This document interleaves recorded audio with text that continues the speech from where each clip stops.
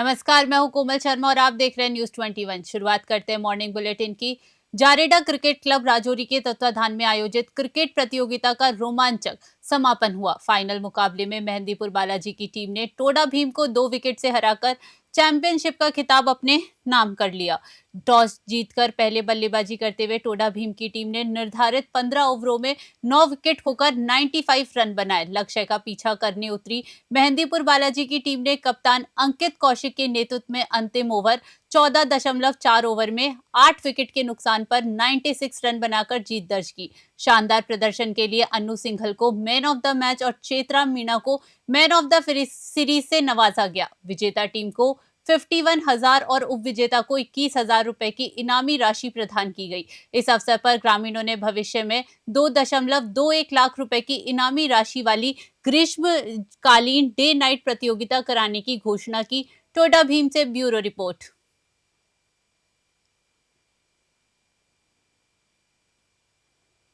खबर है बागोड़ा से, जहां कुंडा ध्वेच जाने वाला अहम मार्ग पूरी तरह से जर्जर हो चुका है, जिससे स्थानीय लोगों और राहगीरों की परेशानियां लगातार बढ़ रही है। ये सड़क केवल कुंडा ध्वेच गांव के लिए ही नहीं बल्कि आगे के 4 प्रमुख रास्तों को जोड़ने वाली जीवन रेखा मानी जाती है। खेतलावास और आलवाड़ा से सागणा जाने वाला मार्ग तथा जीवाणा गांव को जोड़ने वाला रास्ता भी इसी क्षतिग्रस्त मार्ग से होकर गुजरता है। गहरे गड्ढों, धूल मिट्टी और टूटे हिस्सों के कारण प्रतिदिन हजारों लोग जोखिम उठाकर सफर करने को मजबूर हैं। ग्रामीणों का कहना है कि बार बार शिकायतों के बावजूद मरम्मत कार्य शुरू नहीं हुआ। उनका आरोप है कि प्रशासन की उदासीनता से हादसों की आकांक्षा बढ़ती जा रही है। ग्रामीणों ने चेतावनी दी है कि यदि जल्द सुधार नहीं हुआ तो वे आंदोलन का रास्ता अपनाने को मजबूर होंगे। बागोड़ा से रामाराम सोलंकी की रिपोर्ट।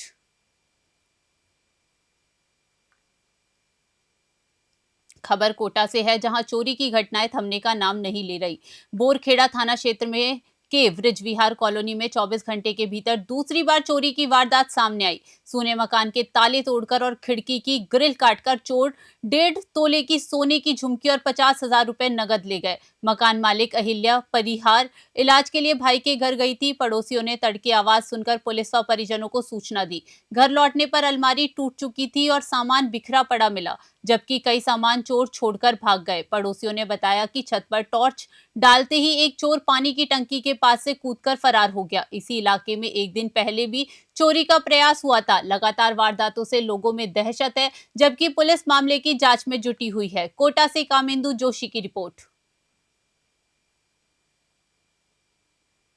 राष्ट्रीय कवि चौपाल एवं विगछंद विज्ञानशाला के संयुक्त तत्वाधान में राष्ट्रीय कवि चौपाल दौसा की 71वीं मासिक काव्य गोष्ठी और नववर्ष मिलन समारोह 2026 का आयोजन सोमवार को सिकंदरा में गरिमामय ढंग से संपन्न हुआ। कार्यक्रम के मुख्य वरिष्ठ अतिथि साहित्यकार डॉक्टर संतोष माधव रहे, जबकि विशिष्ट अतिथि के रूप में पूर्व जिला शिक्षा अधिकारी रविंद्र चतुर्वेदी उपस्थित थे। कार्यक्रम की अध्यक्षता वरिष्ठ साहित्यकार डॉक्टर बाबूलाल शर्मा बोहरा विज्ञा की मां शारदे के चित्र पर दीप प्रज्वलन व सरस्वती वंदना के साथ कार्यक्रम की शुरुआत हुई। इस अवसर पर डॉक्टर संतोष माधव और संदीप छिपा को सम्मानित किया गया। मंच संचालन कवि दिनेश तूफानी ने किया। हास्य, वीर और श्रृंगार रस की रचनाओं से कवियों ने श्रोताओं को मंत्रमुग्ध कर दिया। बड़ी संख्या में साहित्य प्रेमियों की मौजूदगी में कार्यक्रम का समापन आभार और नववर्ष की शुभकामनाओं के साथ हुआ। सिकंदरा से अश्विनी जांगेट की रिपोर्ट।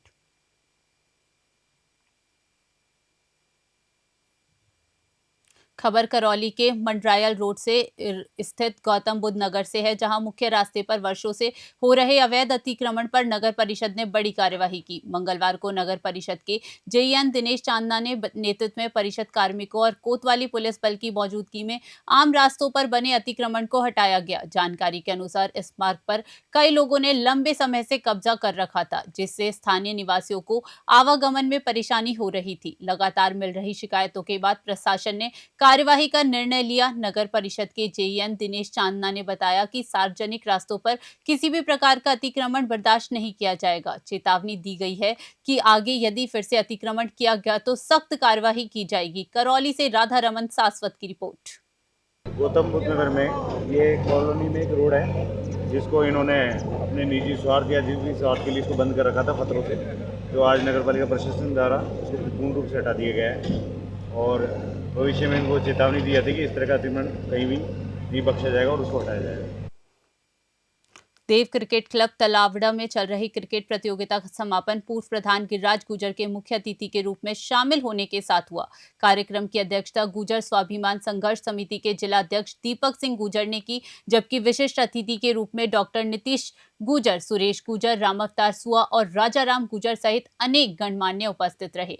फाइनल मुकाबला साफ्टा और तलावड़ा टीम के बीच खेला गया, जिसमें तलावड़ा टीम ने शानदार प्रदर्शन कर विजेता ट्रॉफी अपने नाम की। विजेताओं को शील्ड देकर सम्मानित किया गया। संबोधन में पूर्व प्रधान गिरिराज गुर्जर ने कहा कि ऐसे खेल आयोजन समाज में एकता बढ़ाने और युवाओं को स्वस्थ, अनुशासित व फुर्तीला बनाते हैं। आयोजन समिति के सेतबंद गुर्जर, गौरीचंद और साथियों ने सभी अतिथियों का स्वागत किया। तलावड़ा से ब्यूरो रिपोर्ट।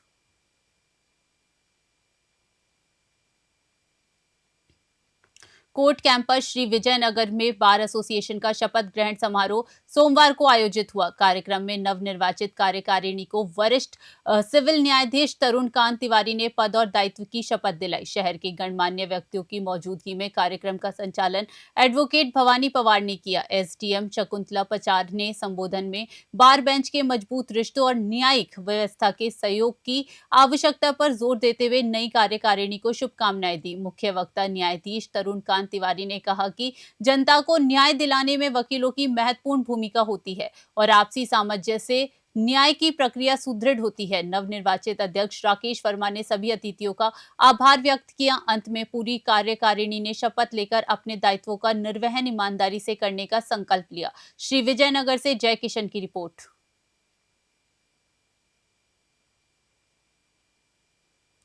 बारां जिले के नाहरगढ़ कस्बे में चारागाह भूमि पर वर्षों से हो रहे अतिक्रमण को प्रशासन ने चिन्हित कर हटाया। ग्राम पंचायत के तत्वाधान में नायब तहसीलदार शिव प्रकाश टाटू की मौजूदगी में जेसीबी व ट्रैक्टर की सहायता से खड़ी सरसों सहित अन्य फसल नष्ट की गई और अतिक्रमणकारी टापरियां हटाई गई। अतिक्रमियों द्वारा जब्त किए गए चारे को आग लगाने पर प्रशासन ने दमकल गाड़ी बुलाकर नियंत्रण किया। कार्यवाही के दौरान कृषि उपज मंडी और 132 केवी जीएसएस के पास बने अवैध निर्माण को भी हटाया गया। स्थानीय लोग एवं विहिप बजरंग दल ने अतिक्रमण हटाने हेतु ज्ञापन सौंपा था। नायब तहसीलदार ने बताया कि प्रशासन की सतर्कता और 7 दिन का नोटिस अतिक्रमण रोकने में प्रभावी रहा। कार्यवाही से स्थानीय किसानों और ग्रामीणों को चारागाह भूमि का लाभ सुरक्षित रूप से मिलेगा। बारां से राहुल शर्मा की रिपोर्ट।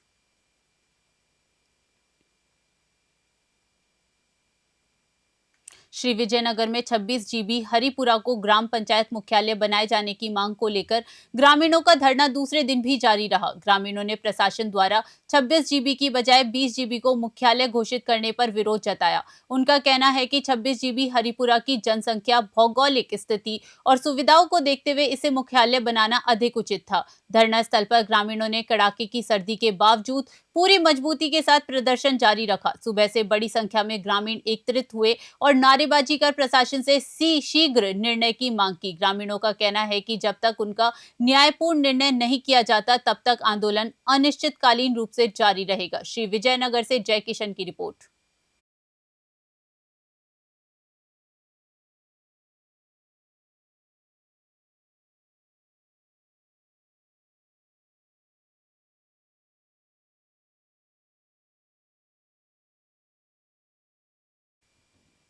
श्री विजयनगर में खाद्य सुरक्षा विभाग ने शुद्ध आहार मिलावट पर वार अभियान के तहत सघन निरीक्षण अभियान चलाया। श्री हेतराम खुड़िया के नेतृत्व में टीम ने कस्बे की लगभग 1 दर्जन खाद्य दुकानों, मिठाई और कन्फेक्शनरी प्रतिष्ठानों का निरीक्षण किया। निरीक्षण में व्यापारियों को मिठाई एवं खाद्य सामग्री को ढककर रखने, मसाले और तेल की गुणवत्ता सुनिश्चित करने और साफ सफाई बनाए रखने के निर्देश दिए गए। श्री गणपति ट्रेडर्स और देव कन्फेक्शनरी से कोकोनट, पेड़ा एवं हार्ड कैंडी के सैंपल लिए गए, जिन्हें जांच के लिए बीकानेर खाद्य प्रयोगशाला भेजा जाएगा। खाद्य सुरक्षा अधिकारी ने चेतावनी दी कि अमानक पाए जाने पर खाद्य सुरक्षा एवं मानक अधिनियम 2006 के तहत सख्त कार्रवाई की जाएगी। ये अभियान बच्चों को सुरक्षित और शुद्ध भोजन उपलब्ध कराने के उद्देश्य से लगातार जारी रहेगा। श्री विजयनगर से जय किशन की रिपोर्ट।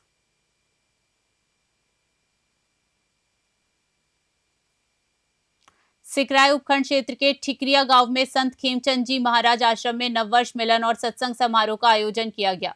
कार्यक्रम में दूर दूर से संत पधारे और अपनी वाणियों के माध्यम से भक्तों को ज्ञान एवं आत्मज्ञान का संदेश दिया। भगत रूप सिंह महाराज ने झूठ, पाखंड और अंधविश्वास से बचने की सीख दी, जबकि संत गणेश महाराज ने महिलाओं को मोह माया से दूर रहकर सच्चाई का मार्ग अपनाने की प्रेरणा दी। संत भूरेलाल ने सभी अतिथि संतों का माला अर्पण कर स्वागत किया और संत खेमचंद जी महाराज के बताए मार्ग का महत्व बताया। हजारों भक्त और संत पंगत पर बैठकर प्रसादी ग्रहण की और नववर्ष की शुभकामनाएं साझा की। संतों की वाणी सुनकर भक्तों में उत्साह और श्रद्धा का माहौल बन गया। सिकराय से गोपाल जांगिड़ की रिपोर्ट।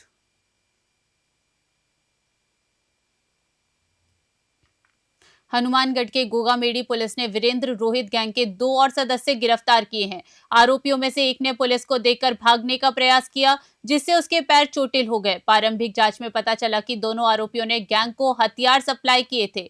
भादरा सीओ संजीव कटेवा के अनुसार उप निरीक्षक सुरेंद्र कुमार के नेतृत्व में टीम ने अजय पहलवान उर्फ भोला और विकास उर्फ गोलू उर्फ बग्गा को हिरासत में लिया। आरोपियों से गहन पूछताछ की जा रही है।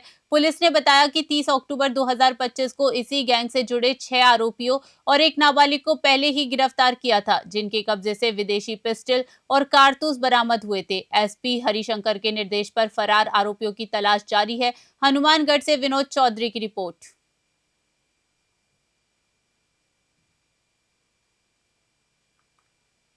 श्रीकरणपुर में 1997 में 101 सी ब्लॉक के प्लॉट संख्या 101 को लेकर भजन लाल ने 2 लाख में एग्रीमेंट किया था, जिसमें 50,000 अग्रिम राशि दी गई थी। एग्रीमेंट के अनुसार रजिस्ट्री तय समय पर करवाई जानी थी, लेकिन विक्रेता के समय पर रजिस्ट्री नहीं करवाई। लंबे संघर्ष के बाद भजन लाल की मृत्यु हो गई और उनके पुत्र गौरव कुमार अरोड़ा एवं नीरज कुमार अरोड़ा ने न्यायालय में कार्यवाही आगे बढ़ाई। सेशन कोर्ट श्रीकरणपुर के आदेश अनुसार प्लॉट का कानूनी कब्जा गौरव कुमार अरोड़ा को दिलाया गया। इस पूरे मामले में अधिवक्ता रोशन लाल राठौड़ एवं शशि कुमार शर्मा ने वादी पक्ष की प्रभावी पैरवी की। इस आदेश से सिद्ध होता है कि कानून के माध्यम से न्याय भले ही देर से मिले, पर अंततः सत्य और अधिकार की जीत होती है। श्रीकरणपुर से अमित धवन की रिपोर्ट।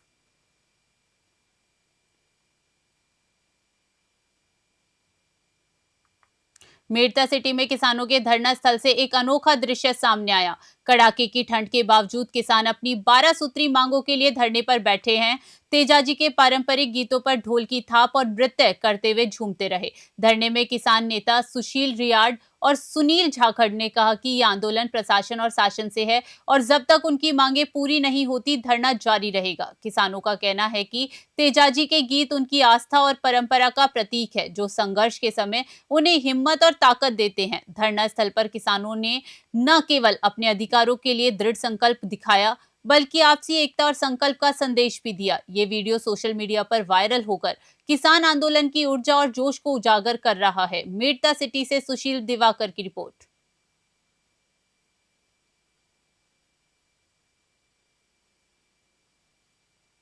कोटा संभाग के रामगंज मंडी क्षेत्र के मुक्ति धाम से लगातार तीसरी बार मृतकों की अस्थियां गायब होने की घटना सामने आई है। 4 जनवरी को अंतिम संस्कार हुई बुजुर्ग महिला लीलाबाई की अस्थियां तीसरे दिन शमशान स्थल पर नहीं मिली। परिजन गहरे सदमे में और आक्रोश में रामगंज मंडी थाने में शिकायत दर्ज कराई। घटना की सूचना पर डिप्टी घनश्याम मीना और थानाधिकारी संदीप कुमार शर्मा मौके पर पहुंचे और जांच शुरू कर दी। स्थानीय लोगों ने नगर पालिका और पुलिस से तत्काल सीसीटीवी कैमरे लगाने, सुरक्षा व्यवस्था मजबूत करने और दोषियों पर सख्त कार्रवाई की मांग की। लगातार हो रही इस तरह की घटनाओं ने श्रद्धालुओं का विश्वास तोड़ा और क्षेत्र में असुरक्षा का व आक्रोश का माहौल बना दिया है। ये घटना प्रशासनिक लापरवाही और धार्मिक आस्था के साथ खिलवाड़ को उजागर करती है। कोटा से कामेंदु जोशी की रिपोर्ट।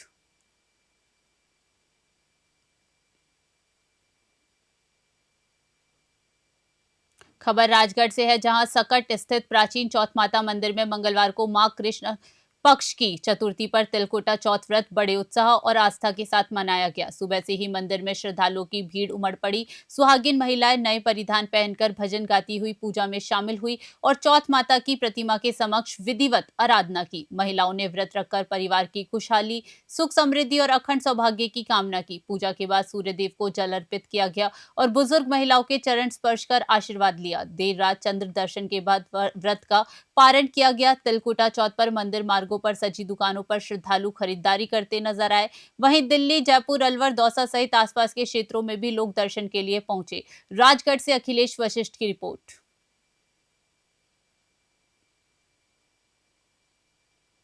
आहूर उपखंड क्षेत्र में कड़ाके की ठंड और घना कोहरा छाया हुआ है। लोग ठिठुरन से बचने के लिए जगह जगह अलाव जला रहे हैं और वाहन चालक हेडलाइट जलाकर ही सफर कर रहे हैं। किसानों के चेहरों पर चिंता की लकीरें साफ दिखाई दे रही हैं।